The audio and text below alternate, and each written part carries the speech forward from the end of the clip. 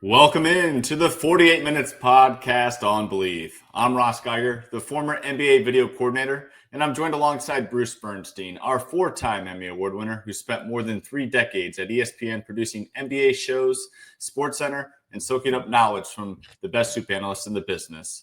Also joining us is the 2-time Emmy Award winner, Michael World B. Freer, who's a senior writer at Stat Factor, specializing in writing advanced statistical NBA reports for various announcers across the league.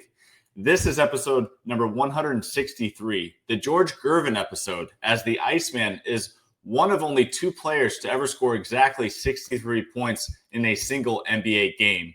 Bruce and World B, I am back here on the show, and I am back ready to keep you both on your toes. So can you guys guess the other player that scored exactly 63 points in an NBA game? Was it... I was going to say David Robinson, but it wasn't him. I don't know. Incorrect. World B? I'll say Pete Maravich. All right. Both great guesses, but it's actually the GOAT, Michael Jordan. And now that I've told you the answer, Bruce, can you tell me who he scored 63 points against? I believe it was in the 1986 playoffs against the Boston Celtics. That's right. There you go. and you're correct. So 1 and 2. You know why Bruce is smiling? It's because Boston won that game. And I remember Larry Bird after that game said, I saw God in a basketball uniform tonight, and his name is Michael Jordan. Oh, very nice.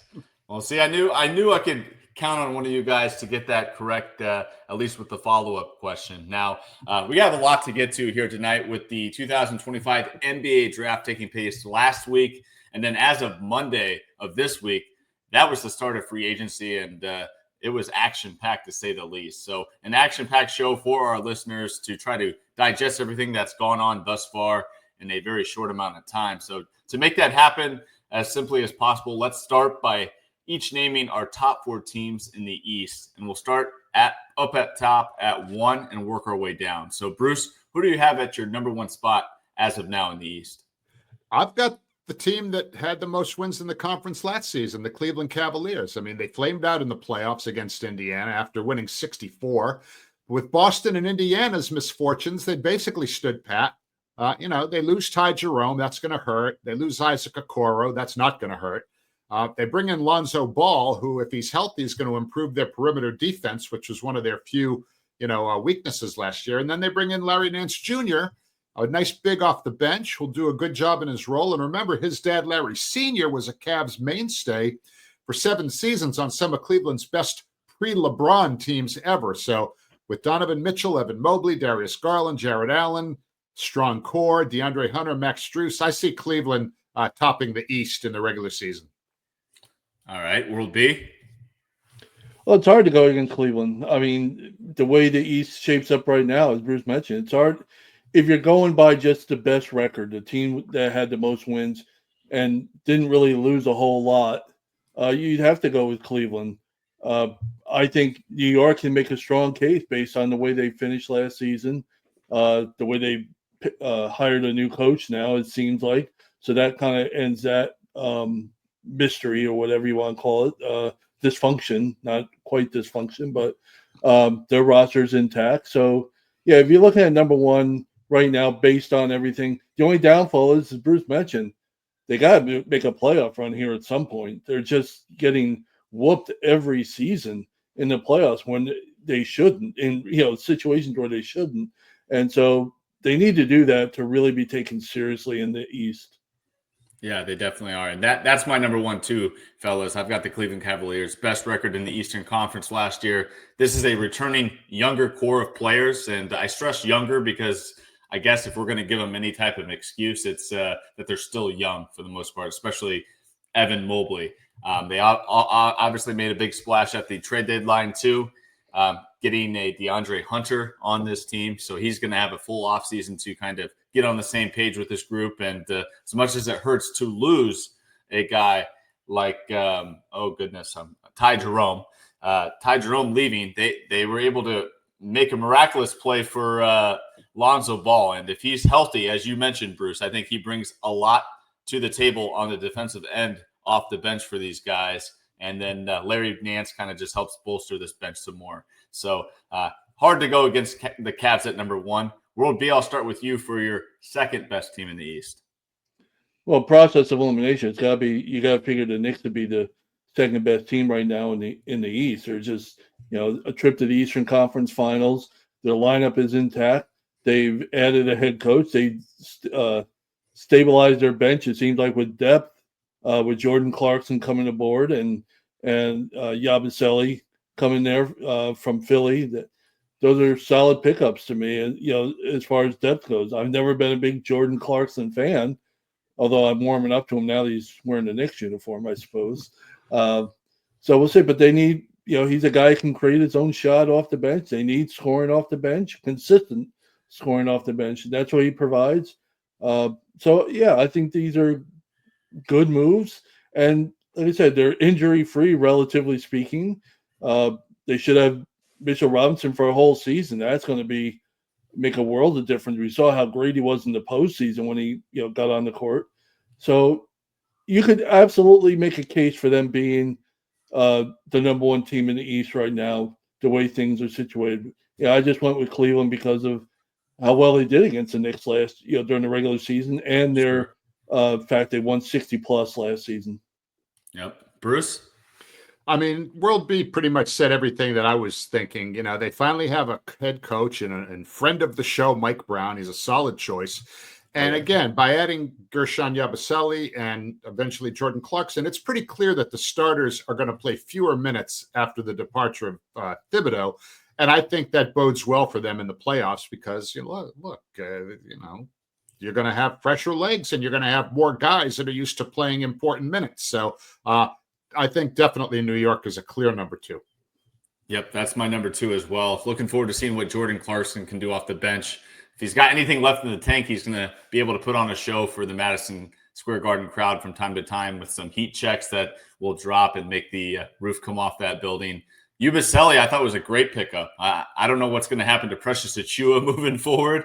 He might have to find a new team here shortly, but I think he's going to be a nice dimension off that bench to kind of counteract Mitchell Robinson's minutes at the 5. So thought that was a big one there. And it's just hard to go against the New York Knicks not being a top 2 team, especially the fact now that we've got some clarity into their coach, Mike Brown, who I think is going to be a nice change in voices for this group. And I think he's really going to gel and hit it off with the core in New York.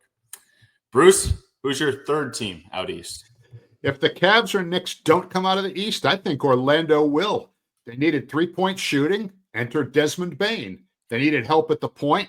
Enter Tyus Jones, who never turns the ball over. Paolo Banchero, Franz Wagner, Wendell Carter Jr., they're the core guys. Losing Mo Wagner, if they don't end up keeping him, is not going to hurt them all that much, I don't think.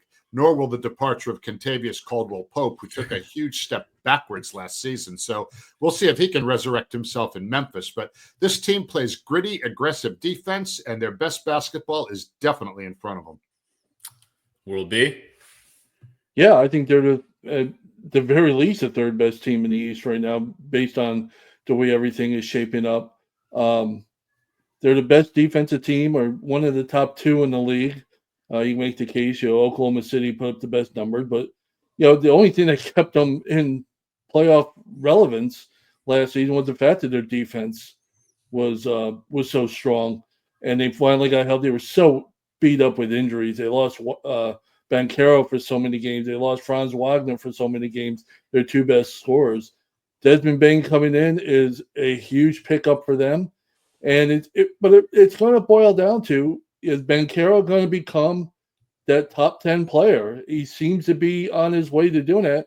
It means being healthy for a whole season, not missing 20 games or so, or a quarter of the season with an injury.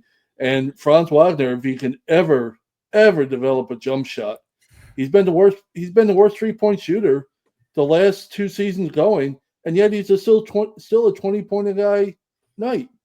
So, or 20 points a game guy. So it's really, those 2 guys are the key. Desmond Bane's a huge pickup. They keep basically everybody intact otherwise. And their lineup is now solid at the starters, and they're really deep. And if they're healthy, all around the health, they're a contending team in the Eastern Conference, no question. Yeah, I had the Magic 3 myself, and the first word that I had there for them is health because, obviously we need Paolo Banchero to level up again in his third year in the NBA. That's going to be the most important key. But outside of that, health is number 2. And with better health next season, this group should be able to find a bit more offense with Desmond Bane aboard and getting rid of 2 broke shooting guards and Kentavious Caldwell-Pope and Gary Harris. I mean, both of those guys kind of came to Orlando to help shoot the ball, and I feel like they did the exact opposite of that in their tenure there. The one thing about them, real quick, about Orlando is now they have expectations. They had a little bit of expectations last season. They kind of got derailed with injuries because the 2 seasons ago they pushed the Cavaliers to 7 games in a really good first-round series. So everybody thought, well, here they come. Banchero's coming back. We got all these great young talent. And we don't know what they would have done had they been fully healthy. But now they're going to have expectations are as high as they've been in probably a dozen years there in Orlando. So we'll see how the young group, we'll see how they react when they go through, their first hiccups in the season like, everybody does. Yeah, there's going to be no more surprises from the Orlando Magic moving forward. I totally agree there. Now, speaking of surprises, Bruce, are you going to give me one here at 4, or you going with the team I think you might? Well, I think this is where the 3 of us might have different answers, but I'm going with Detroit. All right. The Pistons came within one questionable non-call of possibly beating the Knicks in the playoffs, and they'll likely crack the top 4 in the East after finishing 6th last season. Now, Malik Beasley, who was a huge part of that team, his future is definitely in doubt due to that gambling investigation, so they can't count on him returning. But former Michigan Wolverine Tim Hardaway Jr. is gone, replaced by another former Michigan Wolverine, Karis LeVert. Dennis Schroeder is gone, and Duncan Robinson is in. Jaden Ivey should be back from his injury, and Cade Cunningham should continue his march into the very top echelon of NBA stars. So I really like the young Pistons to grab that 4th spot. All right, World B, do you align with Bruce? No, I have the Pacers as my 4th spot. Wow. I think they proved last season that you don't need a dream team, a big 3 to be successful. We saw it. They have one all-star, Pascal Siakam. He's not a superstar, but he's a solid all-star, a reliable all-star. Tyrese Halliburton, we know what he did in the postseason. We know what he did in the second half. I told you guys over and over at this post-all-star break, if there was an all-NBA starting 5, he would have been my choice to be on it. He was that good after the all-star break. Now, obviously, he's going to be out probably for the season with his Achilles. But I think there's enough talent there in the East being competitive. People like to call it watered down, and they may be right, but I'll call it competitive. I think there's enough talent there, and I was proven. I became a believer of how they play as a team during the postseason run here. I think they got enough to at least get that home court advantage for the first round, which to me, honestly, is going to be really intriguing as we talk. That number 4 spot, if we give the first 3 like we all did, that number 4 spot, as you mentioned, there's a lot of teams that you can make a case for. Bruce and I just mentioned 2 different ones. Yeah, no doubt about it. I'm curious to see who the starting center is going to be for the Pacers next year, but I have no doubts that the Indiana Pacers are Thomas going to be. Bryant, he's still out there. Yeah, maybe he hasn't signed yet. Yeah, and either way, I think the Pacers. I agree with you. They're going to be just as competitive as they were this year, and surprise some people with hopefully some improvements off the bench, Benedict Mathurin and some other players there. As for my 4th, though, I got to side with Bruce. I have the Pistons down as my 4th team. Karis LeVert replaces the departed Dennis Schroeder. Duncan Robinson is the shooting replacement for the departed Tim Hardaway Jr. Not sure about that one. I feel like Duncan Robinson, has he done anything the last couple of years? That was a head scratcher to me. Yeah, that was a lot of money. How does he get 3 years and $40 million, and Luke Kennard gets a year and 11? I don't. Yeah, you're paying $40 million for a guy who does, like you said, Rob, one thing. Yeah. Well, and better news for Detroit, B-Ball Paul is returning to the squad. I know we're all big fans of Paul Reed in Detroit, and one of the bigger things too. People go, "Oh man, they're going to miss Schroeder."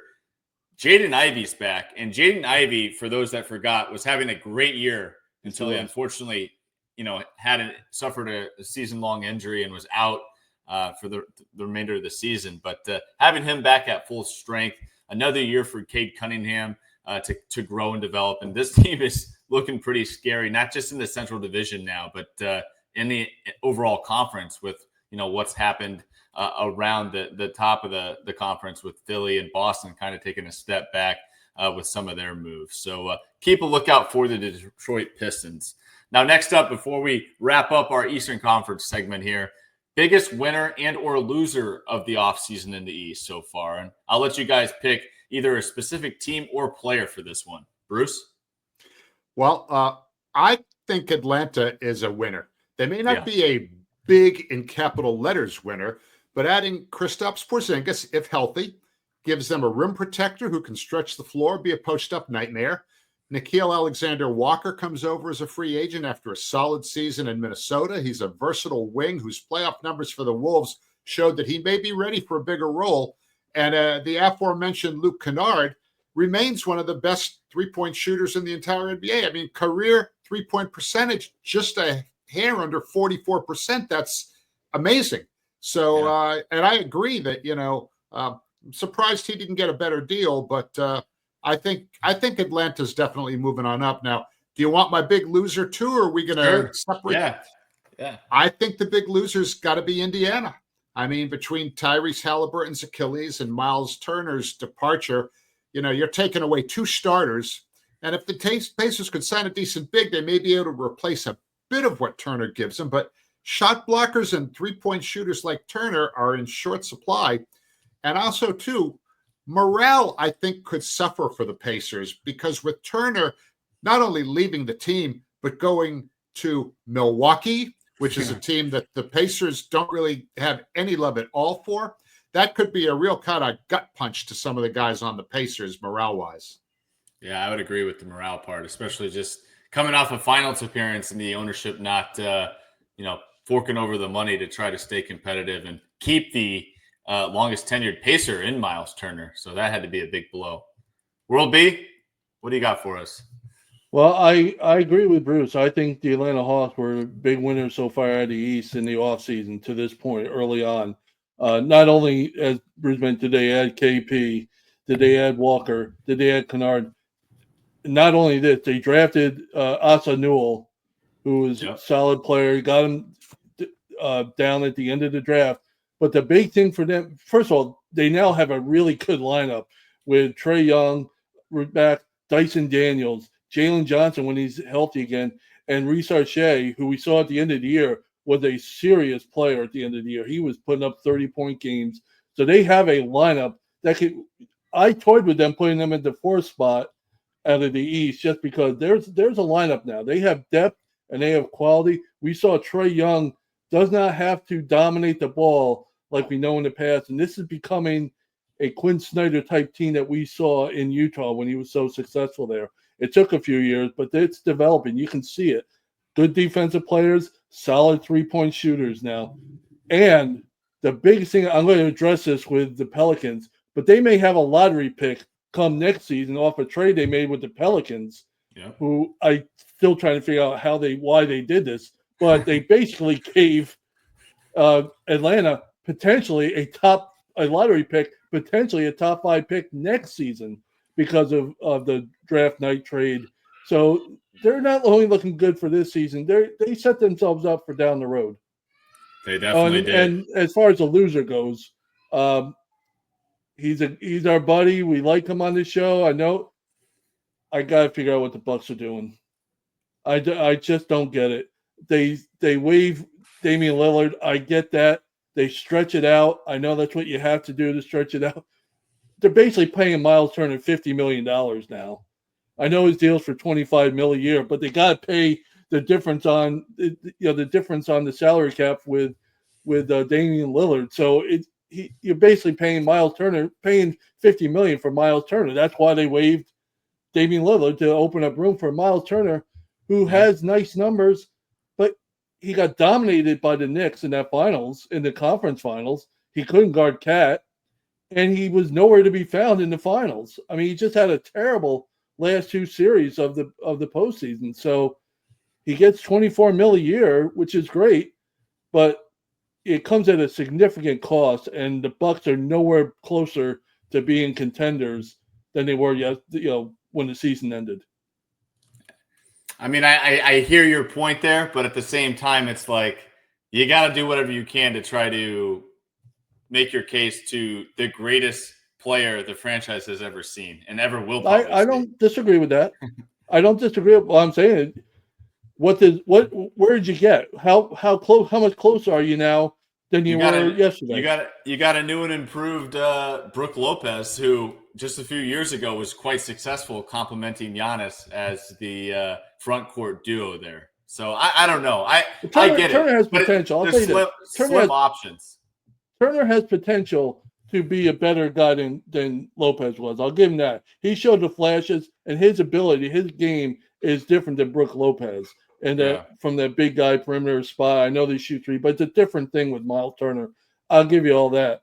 But what I saw in the conference finals, what I saw in the NBA finals, that's you want elite guys, and he was not. He was far from. Never been in an All-Star game, never sniffed an All-NBA team, and now he's your next best guy on the court.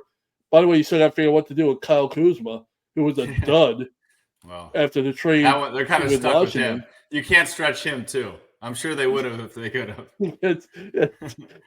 There's a lot of stretching going on out there. Maybe he needs to stretch his own game out a little bit. Yeah, maybe get a little bit better. Signing Bobby Portis was a good deal. This may be one of the weakest group of wings on any team in the league. I mean, I don't see a whole lot of wing talent on this team. I see two pretty studly guys up front and Bobby Portis coming off the bench, but after that, it's like, I got more on the Bucks later, so I want to get to my winner of the Eastern Conference, and that is one that's going to catch you guys both by surprise. But I'm actually really excited for this team, and that is the Washington Wizards. They are a winner in my book right now. They swapped out Jordan Poole. They got Jordan Poole out of town, which is a miracle in itself. And you can stop right there. That's it. That's it. You convinced me. They not only did that, though, they brought in another well-respected veteran player, or two, I should say players, in Kelly Olynyk and CJ McCollum to be around this young core group of guys. As you might remember from the trade deadline, they also have Chris Middleton and Marcus Smart. So now you've got Olynyk, McCollum, Middleton, and Smart. And, oh, by the way, they just drafted Trey Johnson, one of the best shooters in this year's draft at number 6, to this core with Bub Carrington, Alex Sarr, you name it. They got all these young guys. I like the veterans they have around these guys as mentors. And I think that could go a long way for this group. They're still a long time from competing for anything special in the Eastern Conference, but they're on the right track. And I think getting Jordan Poole out of town only helped fast track them maybe 2 years. So I got to give them a lot of credit for what they've done. I know it's not sexy, but it's something that could really pay off in the long haul. I agree. I have no problem with that at all with your choice. I think they came at it looking really good. I agree. All right. With that, let's go ahead and head over to the Western Conference and get our top 4 teams as it stands now post-draft and with the start of free agency underway. And Bruce, who you got at number 1? I think I know, but let's hear it from your mouth. Well, the Oklahoma City Thunder mostly stood pat in the offseason, and why not? I mean, they won 68 games. They returned one of the youngest rosters in the league. They have the MVP in Shai Gilgeous-Alexander, who just agreed to a mega max extension worth $285 million for 4 years that keeps him in OKC through the 2030-2031 season. So barring injuries, I mean, how can this team not be the favorite? Right. I agree. World B? Yeah, this is a team. This wasn't a built for one season sort of deal, and the deal for SGA showed that they're in it for the long haul. The front office will be more than capable of handling the rest of the roster going forward to figure it all out. They still got boatload of draft picks somewhere down the line. They're set up. We talk about this every year. Teams that win the title. Boston won it last year. They look like they were going to do it forever. The year before it was who won it the year before? Denver. We thought they were going to do it forever. The window was open forever. This is a team that has a window open for a long time, we think. And they don't have anything to tinker with really, so they're fine. Yeah, I've got OKC number 1 too. Obviously, the successful year and championship that they got this summer, and then of course, at any time if they want to make a move to make adjustments, they've got the assets to do it. Yep. So they are sitting pretty right there at number 1. Bruce, who do you got at 2? Well, again, I'm going with chalk here. The Rockets won 50 games last season. They finished second behind OKC in the West. They are clearly the number 2 team. And that 18-game gap in the standings between Houston and OKC last season is going to be reduced considerably. Their defense is super aggressive. They have 3 solid centers in Alpi Şengün, Steven Adams, and newly signed Clint Capella. They added Kevin Durant, oh, by the way, who even at age 37 is a premier two-way guy. Dorian Finney-Smith is a solid addition. Amen Thompson continues to grow at age 22, and they, just for yucks, re-signed Fred VanVleet for veteran leadership. So the Rockets and Thunder could and should be the best rivalry in the league for the next couple of years. Well said. World D? Yeah, health is a big issue, as always, with Kevin Durant, but if he can stay healthy with that lineup there, it's very competitive with the Thunder. It's hard to it seems weird to say that because we talk about how dominating OKC was, and they were. This is a team, I don't know how much they've closed the gap because I don't trust KD's health in the long run, but their defense can match up with anybody. The one person Bruce did mention, they just signed with Jabari Smith Jr. to a nice contract, which seemed outlandish, except he's only 22. He's got about $24 million a year, and I believe if I read it right, it's a flat contract, so there's no escalators or down. It's going to be about $25 million a year throughout his contract, which allows them to keep being a player in free agency going forward, or being able to do deals as the cap space goes up. He was a big part, by the way. He was a big part of their success when they were at their best defensively. Jabari Smith was on the court. When he was out of the lineup because of injuries, they really took a nosedive. I didn't feel bad, but I was surprised they gave up on Jalen Green to get KD or whatever. But you got to give up something to get something. It was just weird to give up on a young player who was entering this postseason. Was, to me, the key for that. And if they were going to have success, he was the biggest key, and they didn't succeed, so he's gone. So I guess that answers that. But yeah, they're the clear number 2. Yeah, I've got them at number 2 as well. I think if you look at their only departures, we talked about their additions, but as far as the departures, it's Jalen Green, as you mentioned, will be one of the more inconsistent shooters and stars, or rising stars, I should say, in the NBA last year. Bringing Kevin Durant in, I think one of the things I noticed about the Rockets last year is the fact that, like, when the game was on the line, crunch time, going for a game winner or tie the game to send it to overtime, that was Jalen Green last year, and boy, was that like throwing a dart at a dartboard sometimes, not knowing what you're going to get. You knew you could get a shot off, which was important, but, like, was it going to come close? You had no idea. Kevin Durant comes in, and he's inserted into that role now. I think you like your chances with KD with the game on the line. So quite the upgrade there. And then, they lose gritty wing Dillon Brooks. As Bruce said, you got to give up something to get something.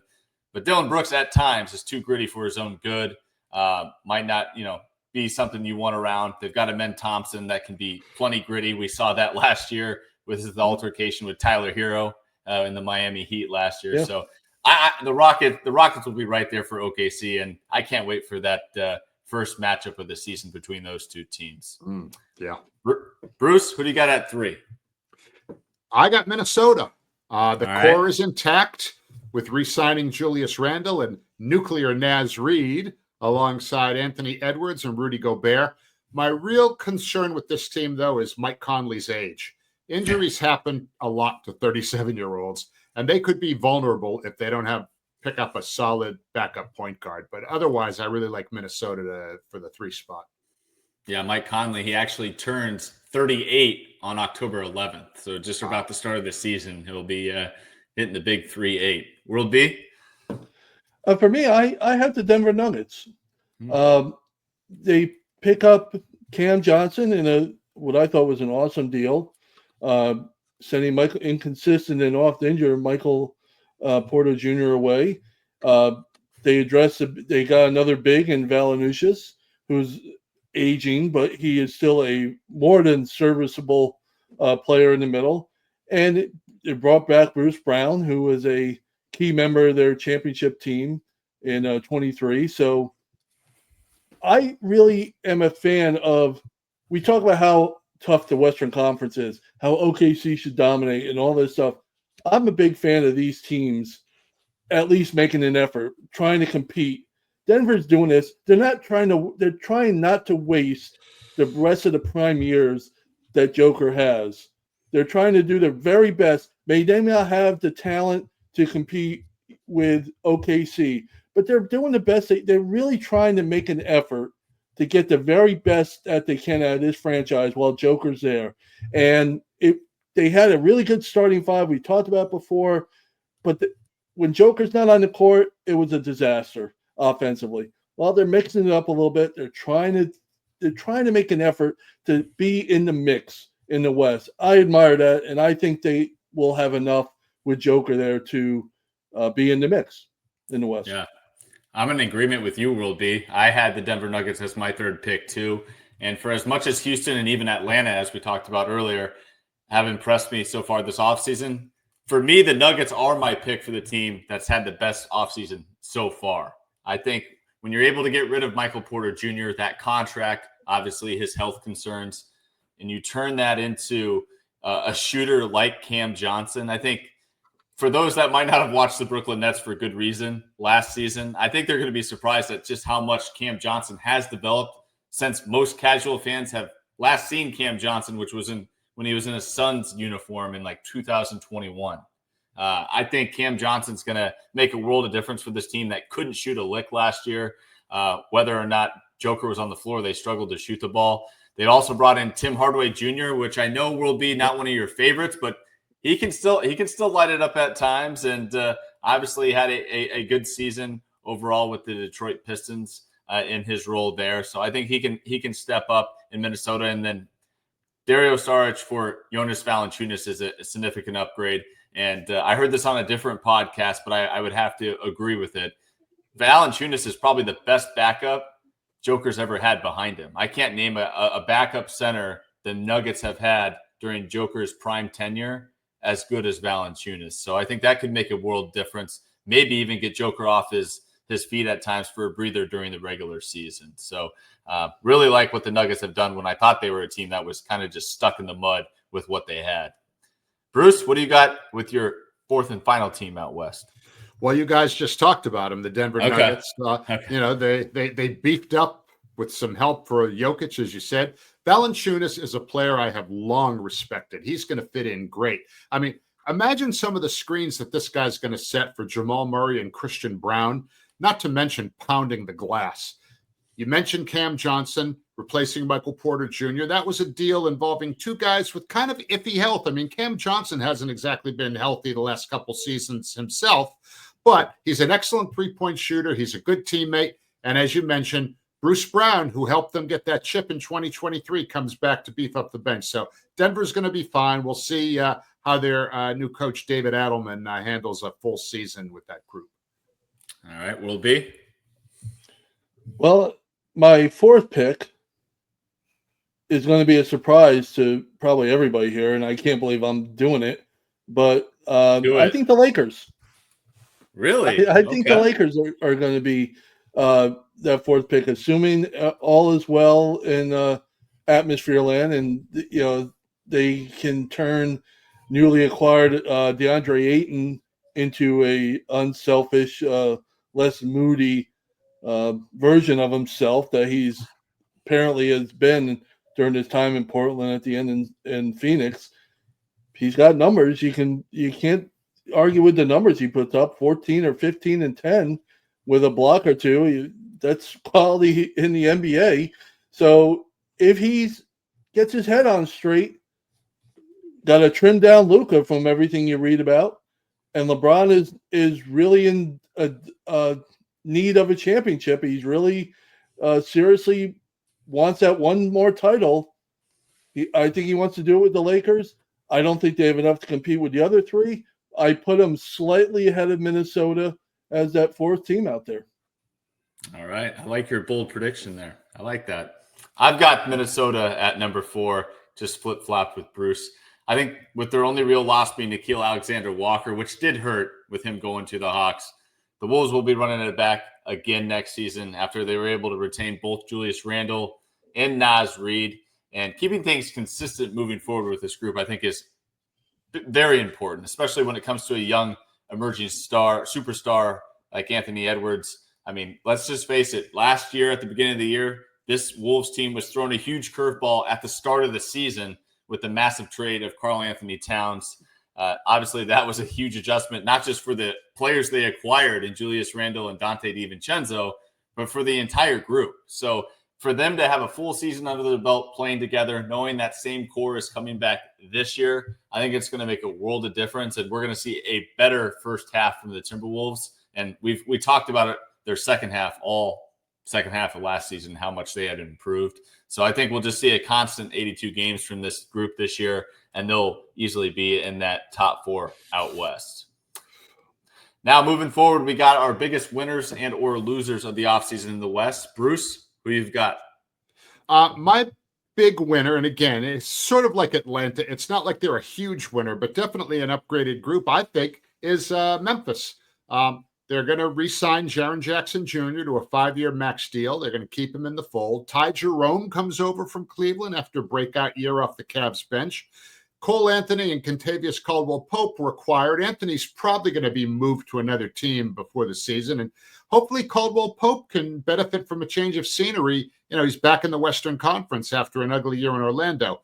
And Desmond Bane is gone. Luke Kennard's gone. But remember, Bane brought them a boatload of future draft assets. So that is one of the reasons I consider them a big winner. In addition to the guys they brought in that are actually going to play, they've always done a good job drafting, and they're going to have a lot of choices in the coming years. So Memphis, the future's bright there. My big loser, unfortunately, is the Portland Trailblazers. Acquiring Drew Holiday was a real head scratcher because of the 3 years and approximately $100 million he has left on his contract. It's a big price to pay for an aging veteran whose main value could be mentoring Scoot Henderson and practicing against him. Anthony Simons is gone. DeAndre Ayton, as we mentioned, is gone. Simons is a bucket getter, but he never really played much defense. So trading him in the Holiday deal was also a head scratcher. So, yeah, I think Portland kind of screwed the pooch a little bit with their moves. All right. Will B? Well, my winner is it's really, the reason is simple, but I think the Mavericks. And it's because they somehow lucked out and got the number 1 pick, and they picked Cooper Flagg, who I think is going to be, at the very least, I think he'll be an all-star by the end of his rookie deal. I think he's going to be that good. He's going to be that impactful on this team. And in year 2, when Kyrie is healthy again, and you have a lineup of Kyrie and Cooper Flagg and Anthony Davis, assuming he can stay healthy, I think you have the makings of a chance to return to the NBA Finals. I think they're that much quality there. I don't like everything they did. Getting D'Angelo Russell just really puts the kibosh on, all the success they've had in drafting Cooper Flagg. But I think just having Cooper alone is, to me, puts them in the win category. The biggest loser for me are the Pelicans. I mentioned before when we talked about the Hawks, I really don't know what they're doing. Have they made any effort at all to build around Zion Williamson? And if they have, and they're not going to, why is he still in New Orleans? You got DeAndre Ayton can be dealt. It can be figured out. They can move him around. Zion Williamson. They didn't move him. They waived him. They waived him. They waived him. That's fine. Now they did. He did get traded before then from Phoenix too. Yeah. So if you can trade DeAndre Ayton, you can trade anybody. I think. Totally. And so you think about, they reached on their first round draft pick, Jeremy Fears, who probably was projected by most to go later in the first round. They get him in the top 10, number 7, and then they traded their pick next season, as I mentioned before, which is likely going to be a lottery pick because it's the best of either their pick or the Bucks pick, to the Hawks to move from 23 to 13 to get Derek Queen, who is a reach, in my opinion. I think he has a chance to be good, but you just gave up a potentially top 5 pick in 26 to get Derek Queen. It doesn't make sense to me. They got rid of McCollum, CJ McCollum, who was a good guy there. Plus, and on top of what we mentioned with Washington, you added Jordan Poole to this mix. I mean, is there a worse atmosphere in the NBA than right there in New Orleans entering the season? I mean, these poor draft picks, you went and got them, and now you're surrounded with just lousy locker room. Yeah. And it's just, I don't understand what is going on there, and there's not a lot of positives about this. That's all there is to it. You summed it up pretty nicely there, World Beast. So job well done with your Pelicans overview. As for my winner, it's actually a good friend of the show, and that is Luke Kornet, who got an absolute bag from the Spurs, inking a 4-year, $41 million deal in free agency. Really excited and happy for him. And not to mention, there's a new Twin Towers in San Antonio between the Unicornet and Wemby as they join forces. I think those two are, I mean, all jokes aside, I think they actually like complement each other pretty well. And the small spurts they might play together out there on the floor. I think Kornet's going to be coming off the bench a little bit more and maybe out there when Wemby's getting a breather. But I think Luke's going to be a great fit next to Wemby and also just a great fit overall for the Spurs organization and their culture. So job well done and congrats to Luke because super excited for him. And Bruce, you got to be a little sad, right? To be losing him. I'm going to be sharing my sadness in our next segment, and Luke Kornet is one of the big reasons why. All right, let's get to that right after this. And we're back here on 48 Minutes. Let's wrap things up with our final thoughts. Bruce, you teased us before the break. Why don't you tell us more? What a difference a year makes. Jason Tatum is gone for the season. Drew Holiday and Kristaps Porzingis are just gone. Last year at this time, Celtics fans, including myself, were making plans for another championship parade, but playoff meltdowns against the Knicks doomed their repeat chances, even though they did win 61 regular season games. Besides the obvious loss of Tatum, Holiday, and Porzingis, the unicornet, Luke Kornet, is gone, and Al Horford may be gone too. Anthony Simons and Luka Garza will help, but is Garza a legit starting center in the NBA right now? I have my doubts. And if not Garza, is Neemias Queta? Simons may still be headed somewhere else, either before the season or before the trade deadline, or he may be a full one-season rental while Tatum is out.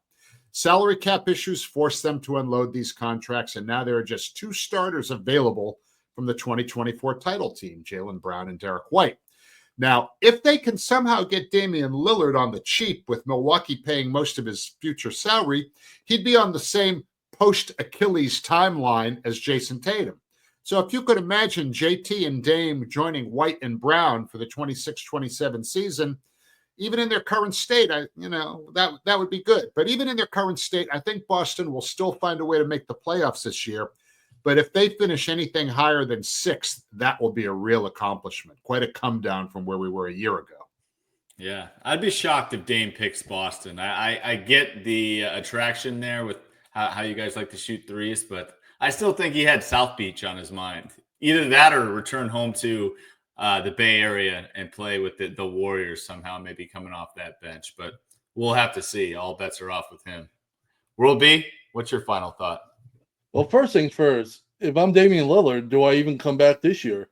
Why not just rehab a whole year and be a free agent in the coming year? I can rehab the way I want to rehab, not under any team's microscope or whatever you want to call it. So I wouldn't be surprised if we don't see him, we see this drag out into the next season or whatever. I don't necessarily think he's going to sign this offseason. He may, but I don't. It's a possible thing that he could wait till the following offseason. One of my teams that has been a laughing stock for about 2 decades now finally looks like maybe they're coming around and developing a roster, and that's down in Charlotte with the Hornets. They came away from this offseason so far looking pretty darn good in terms of filling out a roster that can compete for a playoff spot, which in Charlotte is a win. It's not baby steps or wins. I mean, along with LaMelo Ball and Brandon Miller and Miles Bridges, who did not spend a whole lot of time in the court last season because of injuries, they got a big guy in the middle. I think he's going to emerge as a solid player in Diabate. I think he's going to be a solid player. And they picked up Colin Sexton, who may or may not be a starter. Spencer Dinwiddie just signed this week with them for a 1-year deal. They drafted everybody is praising the fact that they drafted Duke guard or forward Con Knuppel, along with Josh Green, along with Grant Williams coming off an injury, along with Trey Mann coming off an injury, Pat Connaughton, who they acquired for help, and Liam McNeely, who was another rookie that they drafted. Former teammate of Cooper Flagg in high school, by the way. This has a roster, if they're healthy, it's always health with them, that actually has a chance to compete for a playoff spot. So I think it's going to be the first time in a while that expectations will be optimistic in Charlotte.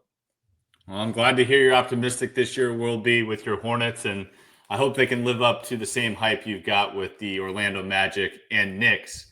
And boy, would you have a tough league pass schedule on your hands, per se. I got playoff tickets all around getting ready. I'm going to go broke. Yeah, exactly.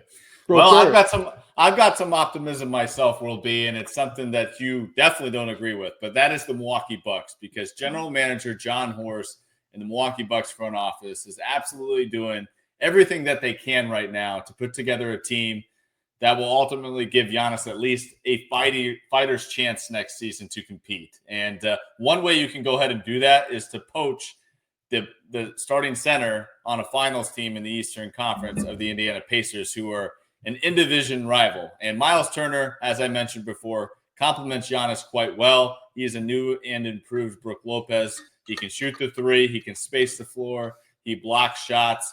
And I think as long as Giannis is ready to be point Giannis yet again, and obviously with Damian Lillard waived, no other point guard on the roster, I don't see why we wouldn't see that next year. And so you can bet on Giannis certainly putting up MVP-like numbers yet again next year with the amount of usage he should be having. But glad to see that he got some help down low with the shot blocking, and hopefully some of those Miles Turner shot blocks will lead to early out in transition points for Giannis on the other end in transition, where he is the most dangerous player in the league. So I'm optimistic. I mean, my friends and I, Bucks fans, I should say, should we get Ubaselli? Who's our center going to be next year now that Brook Lopez signed with the Clippers? And out of nowhere, the Bucks go ahead and get Miles Turner. I mean, right now, how can you not be glad? I mean, going from Ubaselli, he's a fine player, to a Miles Turner, though, it's a no-brainer.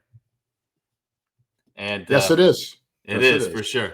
And with that will do it for this edition of the 48 Minutes Podcast on Believe. Thanks for tuning in, and we'll be back with you next week to be sure you're up to date in 48 on all things around the association. Take care, everybody.